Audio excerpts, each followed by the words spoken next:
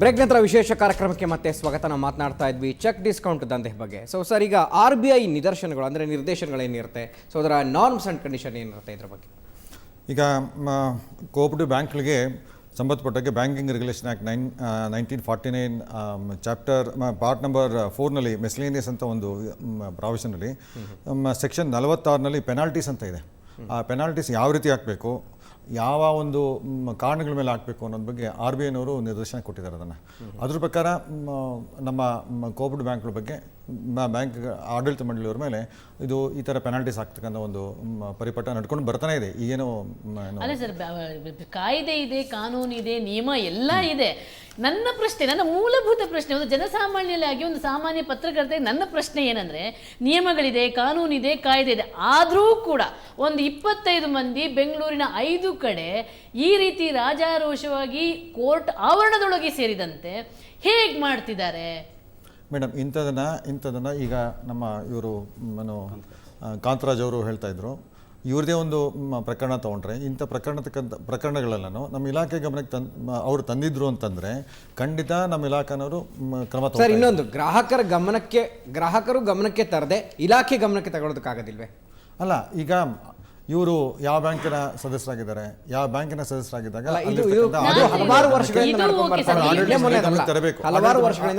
ಆಡಳಿತ ಮಂಡಳಿಯ ಗಮನಕ್ಕೆ ತರಬೇಕು. ಅಧ್ಯಕ್ಷರಿರ್ತಾರೆ, ಉಪಾಧ್ಯಕ್ಷರಿರ್ತಾರೆ, ಆಡಳಿತ ಮಂಡಳಿಯ ಸದಸ್ಯರಿರ್ತಾರೆ. ಅವ್ರ ಗಮನಕ್ಕೆ ತಂದು, ನೋಡಿ ಸ್ವಾಮಿ, ಈ ಥರ ನಿಮ್ಮ ಬ್ಯಾಂಕ್ಗಳಲ್ಲಿ ಈ ಥರ ನಡೀತಾ ಇದೆ, ಈ ಥರ ಏನೋ ದುಷ್ಪರಿಣಾಮ ಬ್ಯಾಂಕಿಂಗ್ ಸೆಕ್ಟರ್ ಮೇಲೆ ನಡೆಯುತ್ತೆ, ಮತ್ತು ಆರ್ಥಿಕ ಸ್ಥಿತಿ ಮೇಲೂ ಸಹ ಇದಾಗುತ್ತೆ, ಸಹಕಾರ ಚಳುವಳಿ ಮೇಲೂ ಇದು ಪರಿಣಾಮ ಬೀರುತ್ತೆ. ಈ ಕಾರಣಕ್ಕೆ ನೀವು ಕ್ರಮ ತಗೊಳ್ಳಿ ಅಂತ ಅವ್ರು ಹೇಳಿದರೆ ಖಂಡಿತ ಏನೋ ಆಡಳಿತ ಮಂಡಳಿಯವರು ಕ್ರಮ ತಗೋತಾ ಇದ್ರು. ಎರಡನೇ ಪಾಯಿಂಟ್, ಒಂದು ವೇಳೆ ಅವರು ಸಹಕಾರಿ ಸಂಘದ ಬ್ಯಾಂಕಲ್ಲಿ ಇರ್ತಕ್ಕಂಥ ಆಡಳಿತ ಮಂಡಳಿಯವರು ಭೇಟಿ ಮಾಡದೇ ಇದ್ದರೆ ನಮ್ಮ ಇಲಾಖೆಗೆ ಬಂದಿರ್ಬೋದಾಗಿತ್ತು. ಅವರು ನಮ್ಮಲ್ಲಿ ARCS ಇಂದ ಹಿಡಿದು DRCS, JRCS, RCS ಲೆವೆಲ್ಗೆ ಸಂಬಂಧಪಟ್ಟ ಬ್ಯಾಂಕ್ಗಳು ಯಾರ್ಯಾರ ಒಂದು ಜುರಿಡಿಕ್ಷನ್ ಬರುತ್ತೆ ಅಂತ ಅಧಿಕಾರಿಗಳಿದ್ದಾರೆ.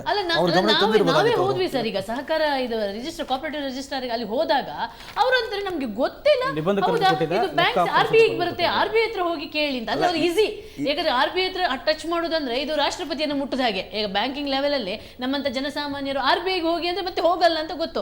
ಅದಕ್ಕೆ ಏನ್ ಮಾಡ್ತಾರೆ, RBIಗೆ ಹೋಗಿ ಅದೆಲ್ಲ ಕಂಟ್ರೋಲ್ ಮಾಡಬೇಕಾದ್ರು RBI ಅವರು ಅಂತಾರೆ, ಯಾರು ರಿಜಿಸ್ಟರ್ ಆಫ್ ಕೋಆಪರೇಟಿವ್ ಸೊಸೈಟಿಯಲ್ಲಿ ಹೋದ ಅಧಿಕಾರಿಗಳು ಹೇಳ್ತಾರೆ. ಅಂದ್ರೆ ಅಲ್ಲಿಗೆ ಮುಚ್ಚಿ ಹೋಗ್ಬಿಡ್ತಾರೆ. ಈಗ ನಾವೇ ಜರ್ನಲಿಸ್ಟ್ಗಳೇ ಹೋಗಲ್ಲ, ಇನ್ನು ಜನಸಾಮಾನ್ಯರು ಇಲ್ಲಿಗೆ ಹೋಗ್ತಾರೆ. ಇದು ಪ್ರಶ್ನೆ ಮೇಡಮ್. ಆಗಲ್ಲ. ಈಗ ನೀವು RBI ಹೋಗೋ ಅವಶ್ಯಕತೆ ಇಲ್ಲ. RBI ಗೈಡ್ಲೈನ್ಸ್ ಅಂತೂ ನಿಮ್ಗೆ ಗೊತ್ತಿದೆ. ಆ ಗೈಡ್ಲೈನ್ಸ್ ಪ್ರಕಾರ ಅವರು ಅವರ ಒಂದು ವ್ಯವಹಾರ ಮಾಡಬೇಕಾಗಿದೆ. ಇಂಥ ಅವ್ಯವಹಾರ ನಡೀತಾ ಇದೆ ಅನ್ನೋದನ್ನ ನೀವು ಸಂಬಂಧಪಟ್ಟ ಇಲಾಖಾಧಿಕಾರಿಗಳ ಗಮನಕ್ಕೆ ತಗೊಂಬನ್ನಿ. ಅಲ್ಲ, ಈಗ ಉದಾಹರಣೆಗೆ ಕಾಂತರಾಜ್ ಅವರು ಇದು ಸಹಕಾರ ನಿಬಂಧಕರಿಗೆ ದಿನಾಂಕ 5/3/2004 ಕೊಟ್ಟಿದ್ದಾರೆ. ಅದೇ ರೀತಿ ಸಹಕಾರ ಲೆಕ್ಕ ಪರಿಶೋಧನಾ ನಿರ್ದೇಶಕರಿಗೆ ಸಹ 5/3 ಕೊಟ್ಟಿದ್ದಾರೆ. ಇದು 5/3 ಕೊಟ್ಟಿದ್ದಾರೆ. ಇದನ್ನ ಮೊದಲೇ ಕೊಟ್ಟಿದ್ದಿದ್ರೆ ಇಬ್ಬರದು ಉತ್ತರ ಏನಿದೆ ಅಂದ್ರೆ, ಎಸ್ಪೆಷಲಿ ಇವ್ರದ್ದು ನಿಬಂಧಕರದ್ದು ಏನಿದೆ ಅಂದರೆ, ನಮ್ಮ ಈ ಸಂಬಂಧಪಟ್ಟ ಶ್ರೀ ಚರಣ್ ಸೌಹಾರ್ದ ಬ್ಯಾಂಕು ನಮ್ಮ ವ್ಯಾಪ್ತಿಗೆ ಬರೋದೇ ಇಲ್ಲ ಅಂತೇಳಿ ಮಂಜುನಾಥ್ ಅವರು ರೀಸೆಂಟಾಗಿ ಲಾಸ್ಟ್ ವೀಕಲ್ಲಿ ಆನ್ಸರ್ ಕೊಟ್ಟಿದ್ದಾರೆ. ಸರ್, ಏನು ಹೇಳ್ತೀರಾ? ಅದು ಇಲ್ಲ, ಇದು ಮಂಜುನಾಥ್ ಸಾಹೇಬ್ರು ನಮ್ಮ ಮಠಪತಿ ಅವ್ರನ್ನ ಭೇಟಿ ಮಾಡಿದೆ. ಈಗ ನಾನು ಪೋಸ್ಟಲ್ಲಿಲ್ಲ, ಈಗ ಬೇರೆಯವ್ರನ್ನ ಭೇಟಿ ಮಾಡಿ ಅಂದರು. ಮಂಜುನಾಥ್ ಅಂತ ಸಂಬಂಧಪಟ್ಟವ್ರ ಅಧಿಕಾರಿ ಇದ್ರು. ಅವ್ರು ನನ್ನ ಎದುರುಗಡೆ ಪಾಟೀಲ್ರಿಗೆ ಫೋನ್ ಮಾಡಿದ್ರು ಸೌಹಾರ್ದ ಆ್ಯಕ್ಟಲ್ಲಿ. ಆಯಿತು, ಈ ಥರ ಒಂದು ಇತ್ತು ಅಂತ ಇವರು ಏನು ಈ ಥರ ಅವ್ಯವಹಾರ ನಡೀತಾ ಇದ್ದಾಗ ಸೆಕ್ಷನ್ 70 ಡಿಸ್ಪ್ಯೂಟ್ ಇದೆ, ಡಿಸ್ಪ್ಯೂಟ್ ಫೈಲ್ ಮಾಡಲಿ ಸಂಬಂಧಪಟ್ಟ ಅಧಿಕಾರಿ ಮುಂದೆಗಡೆ. ಸೆಕ್ಷನ್ 70 ಸಹಕಾರಿ ಕಾಯ್ದೆ ಇದೆ. ಸಹಕಾರಿ ಕಾಯ್ದೆಯಲ್ಲಿ ಈ ಥರ ನನಗೆ ಆರ್ಥಿಕವಾಗಿ ಅನ್ಯಾಯ ಆಗಿದೆ, ನುಕ್ಸಾನ್ ಆಗಿದೆ, ಇದನ್ನ ಬರ್ಸ್ಕೊಡ್ಬೇಕಾಗಿದೆ, ಇಂಥವ್ರು ಈ ಥರ ಮಾಡಿದ್ದಾರೆ ಅಂತ ಅಂದ್ಬಿಟ್ಟು ಆಡಳಿತ ಮಂಡಳಿಯವರ ಮೇಲೆ ಮತ್ತು ಅದೇ ರೀತಿ ಅಧಿಕಾರಿಗಳ ಮೇಲೆ, ಸಿಬ್ಬಂದಿ ಯಾರು ಮಾಡಿರ್ತಾರೋ ಅಂಥವ್ರ ಮೇಲೆ ಸೆಕ್ಷನ್ 70 ಡಿಸ್ಪ್ಯೂಟ್ ಫೈಲ್ ಮಾಡಿ. ಹೌದು, ಖಂಡಿತ ನೀವು ಹೇಳಿದ್ ಕರೆಕ್ಟ್. ಮಾಡಿದ್ರೆ ಖಂಡಿತ ಅದನ್ನ ಪತ್ರ ಬರೆದು ನನಗೆ ಉತ್ತರ ಸಿಕ್ಕಿಲ್ಲ ಅಂತಂದ್ರೆ ಸೆಕ್ಷನ್ 70 ಪ್ರಾವಿಷನ್ ಇದೆ, ಡಿಸ್ಪ್ಯೂಟ್ಸ್ ಅಂತ ಇದೆ. ಆ ಡಿಸ್ಪ್ಯೂಟ್ ಅಲ್ಲಿ ಸದಸ್ಯರಾಗಿಲ್ಲ ಅಂತ ಒಂದು ಕೊರತೆ ಇದೆ ನಮ್ಮಲ್ಲಿ. ಇಲ್ಲಿ ಮುಖ್ಯವಾಗಿ ಏನಿದೆ ಅಂದ್ರೆ, ಮೋಹನ್ ಸರ್, ಏನ್ ಮುಖ್ಯವಾಗಿ ಏನಂದ್ರೆ, ಇವರು ನೋ ಯುವರ್ ಕಸ್ಟಮರ್ ಆಕ್ಟ್ ಪುಸ್ತಕ ಕೊಡಿ. ಓಕೆ, ನೋ ಯುವರ್ ಕಸ್ಟಮರ್ ಇದೆಯಲ್ಲ, ನೋ ಯುವರ್ ಕಸ್ಟಮರನ್ನೇ ಏನಾದ್ರು ನಿಯಮ ಇದೆ ಅದನ್ನು ಸಂಪೂರ್ಣವಾಗಿ ಗಾಳಿಗೆ ತೂರ್ತಾ ಇದ್ದಾರೆ. ಇಲ್ಲ, ಏನಾಗಿದೆ, ಈ ನೋ ಯುವರ್ ಕಸ್ಟಮರ್ ಅಂತಕ್ಕಂಥದ್ದು ಭಾರತೀಯ ರಿಸರ್ವ್ ಬ್ಯಾಂಕ್ 2003 ನಂತರ ಇದನ್ನು ಸ್ವಲ್ಪ ಬಿಗಿಗೊಳಿಸ್ತಾ ಬಂದಿದೆ. ಮೊದಲು ಅವನು ಯಾರಾದರೂ ಕೂಡ ಒಬ್ಬ ಸದಸ್ಯನಾಗಬೇಕು ಅಂತಂದರೆ, ಅವನು ಯಾವುದಾದ್ರೂ ಕೂಡ ಒಂದು ಅಕೌಂಟ್ ಓಪನ್ ಮಾಡಬೇಕು ಅಂತಂದರೆ, ಅವನು ಮೊದಲನೇದಾಗಿ ಅಲ್ಲಿರ್ತಕ್ಕಂಥ ಒಂದು ಅರ್ಜಿಯನ್ನು ಸರಿಯಾಗಿ ಕ್ರಮಬದ್ಧವಾಗಿ ಲಾಫುಲ್ ಅಂತ ಕರಿತೇವೆ, ಅದನ್ನು ಅವನು ಕೊಡಬೇಕಾಗುತ್ತೆ. ಅದರಲ್ಲಿ ಯಾವುದಾದ್ರೂ ಕೂಡ ಸರಿಯಾದ ರೀತಿಯ ವ್ಯಕ್ತಿಯೊಬ್ಬ ಇಂಟ್ರೊಡ್ಯೂಸರ್ ಆಗಬೇಕಾಗತ್ತೆ ಮತ್ತು ಅವನು ಸಂಬಂಧಪಟ್ಟ ಒಂದು ಬ್ಯಾಂಕಿಗೆ 4 ಅಥವಾ 2 ಫೋಟೋ ಕೊಡಬೇಕಾಗತ್ತೆ ಅದರಲ್ಲಿ, ಮತ್ತು ಅಡ್ರೆಸ್ ಪ್ರೂಫ್ ಸರ್ಟಿಫಿಕೇಟ್ ಕೊಡಬೇಕಾಗತ್ತೆ, ID ಕೊಡಬೇಕಾಗತ್ತೆ, ಮತ್ತು ಒಂದು ಸ್ಪೆಸಿಮನ್ ಸಿಗ್ನೇಚರ್ ಅಂತ ಹೇಳಿದ್ದು ತೊಗೊಳ್ತಾರೆ. ಈ ಥರದೊಂದು 4-5 ತೊಗೊಳ್ಬೇಕಾಗತ್ತೆ. ಕೆಲವು ಯಾವುದಾದ್ರೂ ಟ್ರೇಡಿಂಗು ಅಥವಾ ಇನ್ಯಾವುದಾದ್ರು ಬಿಸ್ನೆಸ್ ಇತ್ತು ಅಂತಂದರೆ ಅವ್ರದ್ದು ಪಾರ್ಟ್ನರ್ಶಿಪ್ ಕೊಡಬೇಕಾಗತ್ತೆ, ಅಥವಾ ಈ ವ್ಯಾಟ್ ಇರ್ತಕ್ಕಂಥದ್ದು ಅಂಥವೆಲ್ಲದನ್ನು ಕೂಡ ಆ ದಾಖಲೆಗಳನ್ನ, ದೃಢೀಕೃತ ದಾಖಲೆಗಳನ್ನ ಕೊಡಬೇಕಾಗತ್ತೆ. ಆದರೆ ಇಲ್ಲಿ ಏನು ಮಾಡ್ತಿದ್ದಾರೆ ಅದು ಒಂದು ಪಾರ್ಟ್ ಆಗುತ್ತೆ, ಯಾವುದದು ಈ ಇದ್ರದ್ದು ಮ್ಯಾನೇಜ್ಮೆಂಟು, ಪಾರ್ಟ್ನರ್ಶಿಪ್ಸು ಇಂಥವೆಲ್ಲ.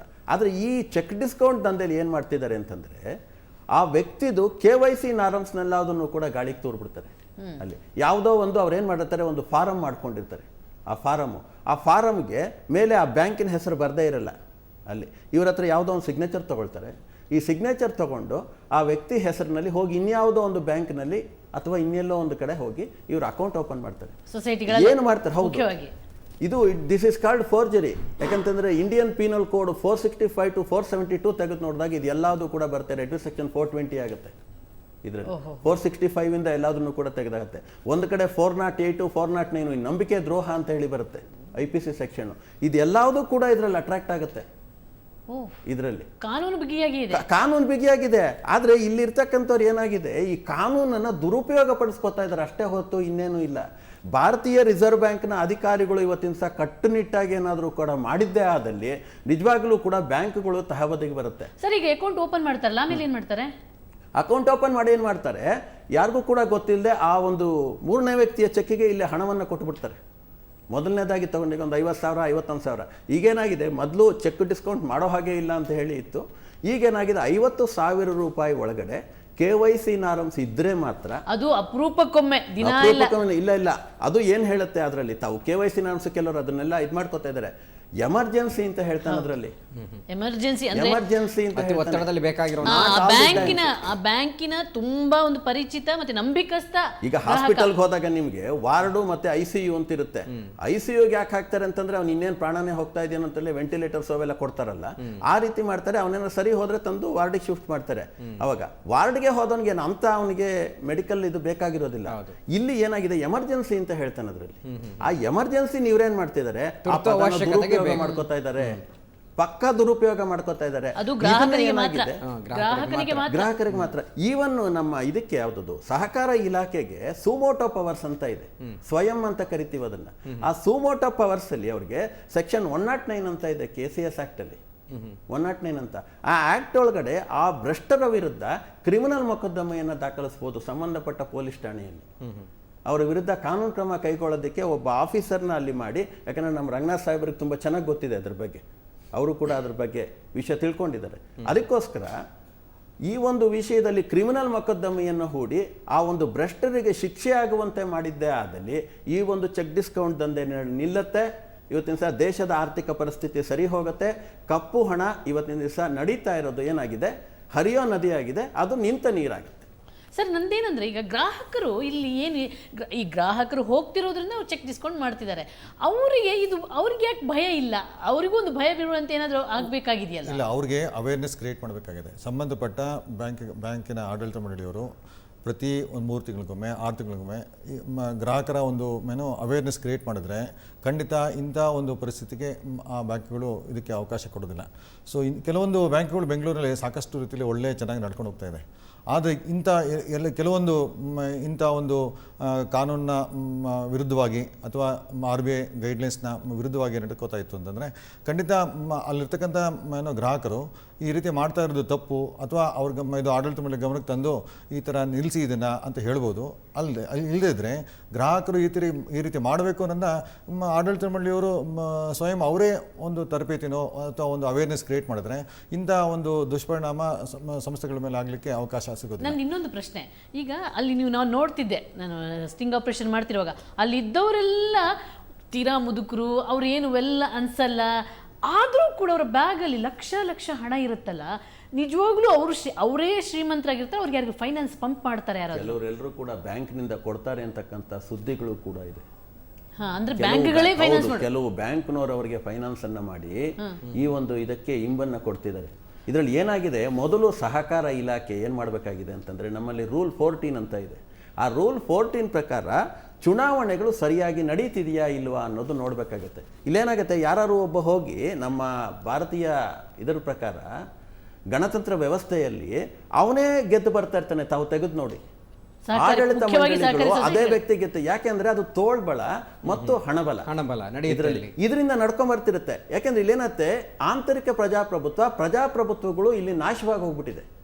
ಅಂದ್ರೆ ಸಹಕಾರಿ ಚಳವಳಿಯ ಅರ್ಥ ಕಳ್ಕೊಂಡ್ಬಿಟ್ಟಿದೆ. ಇಲ್ಲ, ಈಗ ಏನಾಗಿದೆ, ಸಹಕಾರಿ ಚುನಾವಣೆ ಅನ್ನೋದ್ ಬಗ್ಗೆ ನಮ್ಮ ಸಹಕಾರಿ ಕಾಯ್ದೆಯಲ್ಲಿ ಇತ್ತು. ಈಗ ಏನಾಗಿದೆ ಅಂದ್ರೆ ಅದನ್ನ ಸೆಪರೇಟ್ ಆಗಿ ಕರ್ನಾಟಕ ರಾಜ್ಯ ಸಹಕಾರಿ ಆಯೋಗ ಅಂತ ಮಾಡೋದಕ್ಕೆ ಈಗ ಸಹಕಾರಿ ಆಯೋಗದವರು ಪ್ರತಿ ಸಂಘಗಳಿಗೆ ಮತ್ತು ಬ್ಯಾಂಕ್ಗಳಿಗೆ ನಿಗದಿತ ವೇಳೆಯಲ್ಲಿ ಯಾವಾಗ ಆಗ್ಬೇಕು ಅನ್ನೋದ್ರ ಬಗ್ಗೆ ಚುನಾವಣಾಧಿಕಾರ ನೇಮಕ ಮಾಡಿ ಅದು ಚುನಾವಣೆ ನಡೀತಾ ಇದೆ.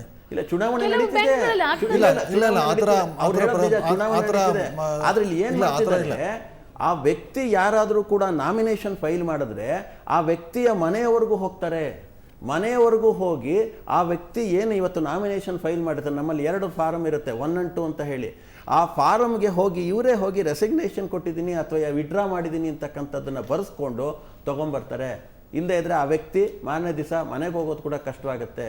ಅಂತ ಪರಿಸ್ಥಿತಿಗಳಲ್ಲಿ ತೋಳ್ಬಲ ಇತ್ತು. ಆಡಳಿತ ಮಂಡಳಿಗಳು ಎಲ್ಲವೂ ಅಲ್ಲ ಪಾಪ, ಕೆಲವರು ಚೆನ್ನಾಗಿ ನಡೆಸ್ಕೊಂಡು ಹೋಗ್ತಿದ್ದಾರೆ, ಗಣತಂತ್ರ ವ್ಯವಸ್ಥೆಯನ್ನು ಅಚ್ಚುಕಟ್ಟಾಗಿ ನೆರವೇರಿಸ್ತಾ ಇದ್ದಾರೆ. ಆದ್ರೆ ಇಂತಹ ಭ್ರಷ್ಟರು ಕೆಲವರು, ಈ ವ್ಯವಸ್ಥೆ ಏನಾಗ್ತಿದೆ, ಆ ತೋಳ್ಬಲ ರೌಡಿಸಮ್ ಅಂತ ಏನಿದೆ ಅದರಲ್ಲಿ, ಆ ರೌಡಿಸಮ್ನ ಇಲ್ಲಿ ಉಪಯೋಗಿಸಿ ಅದನ್ನ ಮಾಡಿಸಿ ತಾವೇ ಅಲ್ಲಿ ಅಧ್ಯಕ್ಷರಾಗ್ತಿದ್ದಾರೆ. ಅದನ್ನ ತಾವು ತೆಗೆದು ನೋಡ್ಬೋದು, ಎಲ್ಲಿ ಕೂಡ ತಾವೇ ಅಧ್ಯಕ್ಷರಾಗ್ತಿರ್ತಾರೆ, ಅವನೇ ಬರ್ತಿರ್ತಾನೆ, ಇನ್ಯಾರು ಕೂಡ ಗೆದ್ದು ಬರೋದಿಲ್ಲ. ಯಾಕಂತಂದ್ರೆ ಅವ್ನ ಹಿಂದಿಂದೆಲ್ಲ ಗೊತ್ತಿರುತ್ತೆ, ಆ ಹುಳುಕುಗಳೆಲ್ಲ ತೆಗಿತಾರೆ ಯಾರಾದ್ರೂ ಅಂತ ಹೇಳಿ ಇವನು ಬರ್ತಿರ್ತಾರೆ. ಸಹಕಾರಿ ಕಾಯ್ದೆನಲ್ಲಿ ಸೆಟಲ್ಮೆಂಟ್ ಆಫ್ ಡಿಸ್ಪ್ಯೂಟ್ಸ್ ಅಂತ ಇದೆ. ಸೆಕ್ಷನ್ 70 ಏನ್ ಹೇಳುತ್ತೆ ಅಂತಂದ್ರೆ disputes which may be refer to the register for decision ಅಂತ ಇದೆ.